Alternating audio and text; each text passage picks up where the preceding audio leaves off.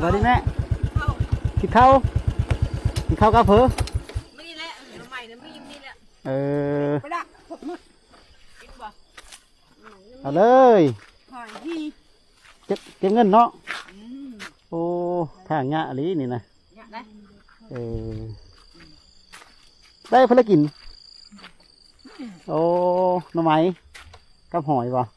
โอ้คักเลยสิคักเลยกินไปกินอันนี้แหละน้ำลดเลยเนาะนี่ก็เจ้ามาเฮ็ดทางใหม่บ่โอ้น่าจะได้โขใหม่เลยเนาะฉันเนาะดุดเขาได้อาจจะพรเขาเลยคาโขนะคาด้านมาจากในวาวมาจากในวาว10,000บ่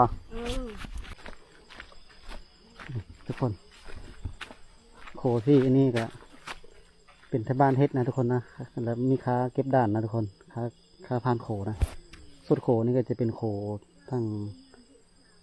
เป็นโขของทางโลงนะทุกคนอันนี้เฮ็ดหลายปีแหละแต่วันยังบ่แล้วนะทุกคนนะ